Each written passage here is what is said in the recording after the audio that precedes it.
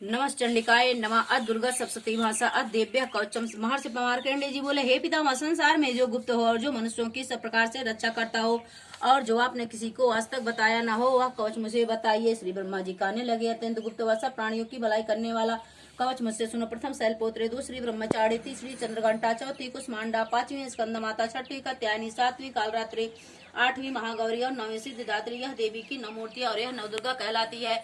कहलाती है। रण में शत्रु से गिरा हुआ, विषम संकट में फंसा हुआ मनुष्य यह दुर्गा के नाम का स्मरण करे तो उसको कभी भी हानि नहीं होती। रण में उसके लिए कुछ भी आपत्ति नहीं और न उसे किसी प्रकार का दुख या डर ही होता है। हे देवी, जिसने श्रद्धा पूर्वक तुम्हारा स्मरण किया है उसकी वृद्धि होती है और जो तुम्हारा चिंतन करते हैं उनकी तुम निसंदेह रक्षा करने वाली हो। चामुंडा प्रेत पर, बाराही भैंसे पर, रौद्री हाथी पर और बैसुड़ी गरुड़ पर अपना आसन जमाती है। महेश्वरी बेल पर और कौमारी मोर पर और हाथ में कमल लिए हुए विष्णु प्रिया लक्ष्मी जी कमल के आसन पर विराजती हैं। बैल पर बैठी हुई श्री देवी ने श्वेत रूप धारण कर रखा है और सब प्रकार के योगों से आभूषणों से विभूषित ब्रह्म देवी हंस पर बैठती हैं और इस प्रकार से यह सब देवी सब प्रकार के योगों से युक्त और अनेक प्रकार के रथ धारण किए हुए हैं।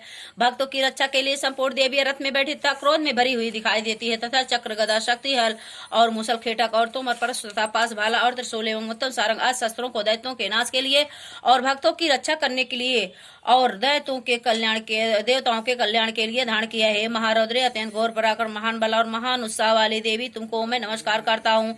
हे देवी, तुम्हारा दर्शन दुर्लभ है और आप शत्रुओं के भय को बढ़ाने वाली है। जगदम्बिके, मेरी रक्षा करो। पूर्व दिशा में इंद्री, मेरी रक्षा करे। अग्निकोण में अग्निशक्ति, दक्षिण में वाराही देवी, नैऋत्य कोण में खड्गधारिणी देवी, मेरी रक्षा करे। वारुणी, पश्चिम दिशा में वायु कोण में मृगवाहिनी और उत्तर में कौमारी और ईशान में शूलधारिणी देवी, मेरी रक्षा करे। ब्रह्माणी ऊपर की ओर से मेरी रक्षा करे और वैष्णवी देवी नीचे की ओर से मेरी रक्षा करे। इसी प्रकार सौ पर बैठी चामुंडा देवी दसों दिशाओं में मेरी रक्षा करे। जया देवी आगे, विजया देवी पीछे की ओर, अजिता बाईं और अपराजिता दाहिनी और मेरी रक्षा करे। द्योतनी देवी शिखा की रक्षा करे और उमा सिर में स्थित होकर मेरी रक्षा करे। इसी प्रकार मस्तक में मालाधारी देवी रक्षा करे और शस्नी देवी मेरे भवों का संरक्षण करे।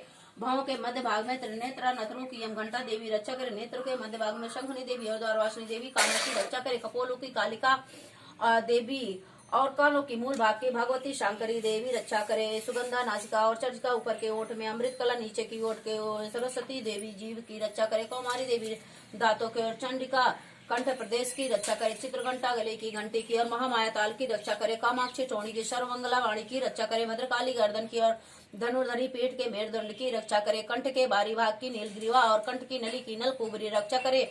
दोनों कंधों की खड़नी और बजदाड़ी दोनों बाहों की रक्षा करे। दंडनी दोनों हाथों की और अंबिका देवी समस्त अंगुलियों की रक्षा करे। शूलेश्वरी देवी मेरे संपूर्ण नखों की, क्यूलेश्वरी देवी मेरे कुक्ष की रक्षा करे। महादेवी दोनों स्तनों की, शोक विनाशिनी मन की रक्षा करे।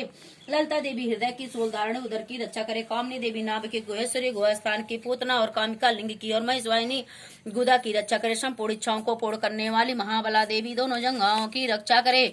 विंध्यवासिनी दोनों घुटनों की, तयश्री देवी दोनों पांवों की पृष्ठभाग, दोनों पांवों के पृष्ठभाग की, श्रीधरी पांवों की अंगुलियों की, अस्थल वासिनी तलुओं की, दशरथ रालिनी देवी नखों की, ऊर्ध्वकेशनी केशों की, बागेश्वरी बाणों की वाणी की रक्षा करे। रोमा बलियों के छिद्रों की, कौवेरी और त्वचा की बागेश्वरी देवी रक्षा करे। पार्वती देवी रक्त मज्जा वसा मासड्डी की रक्षा करे। काल रात्रि हाथों की रक्षा करे। मुकुटेश्वरी देवी पृथ्वी की, पद्मावती कमलकोश की, चूड़ामणि कप की रक्षा करे। ज्वालामुखी नसों के रक्षा करे, नसों के जल की रक्षा करे। अभेद्या देवी शरीर के सब जोड़ों की रक्षा करे। ब्रह्माणी मेरे वीर के छत्र श्री छाया की और धन दाणी मेरे अहंकार मन तथा बुद्धि की रक्षा करे।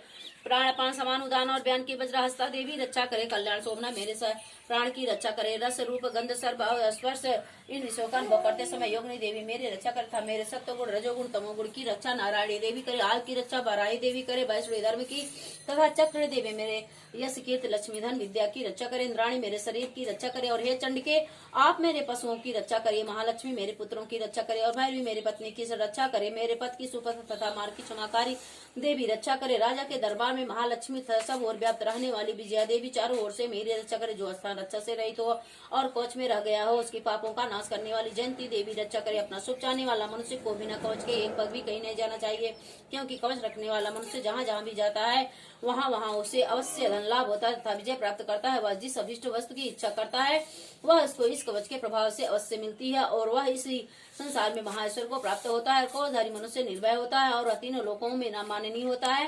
देवी का यह कोष देवताओं के लिए भी कठिन है। जो नित्य प्रति नियम पूर्वक तीनों संध्याओं को श्रद्धा के साथ इसका पठन पाठन करता है उसे देव शक्ति प्राप्त होती है। वह वह तीनों लोगों को जीत सकता है तथा अकाल मृत्यु से रहित होकर 100 वर्षों तक जीवित रहता है। उसकी लूता, चर्म रोग, विस्फोटक आज समस्त व्याधियां नमस्तमूल नष्ट हो जाती हैं। रस्तावर, जंगम तथा कृत्रिम विष दूर होकर उनका कोई असर नहीं होता तथा समस्त विचार प्रयोग और इस तरह के जितने यंत्र मंत्र तंत्र इत्यादि होते हैं इस कवच के हृदय में धारण कर लेने से नष्ट हो जाते हैं। इसके अतिरिक्त पृथ्वी पर विचरने वाले भूचर, नक्षर, जलचर प्राणी, देह मात्र से सिद्ध होने वाले निम्र कोट के देवता, जन के साथ प्रकट होने वाले देवता, कुल देवता, कंठमाला आदि नाम संग अंतरिक्ष में विचरने वाली अत्यंत बलवती भयानक डाकनिया, गृह भूत, यक्ष, गंधर्व राक्षस, ब्रह्म राक्षस, बैताल, कुष्मांड और भैरव आदि निष्ठकारक देवता भी उस मनुष्य को जिसने की अपने हृदय में यह कवच धारण किया हुआ है देखते ही भाग जाते हैं। इस कवच के धारण करने से मान और तेज बढ़ता है। जो मनुष्य इस कवच का पाठ करके उसके पश्चात सब सती चंडिका का पाठ करता है उसका यह जगत में विख्यात होता है। और जब तक वन पर्वत और कान्नादि मंडल पर स्थित है तब तक यहाँ पुत्र पौत्र असंतान परंपरा बनी रहती है। फिर देहांत होने पर ऐसा मनुष्य परम पद को प्राप्त होता है जो देवताओं के लिए भी कठिन है और अंत में सुंदर रूप को धारण करके भगवान शंकर के साथ आनंद करता हुआ परम मोक्ष को प्राप्त होता है। जय मां शेरा वाली।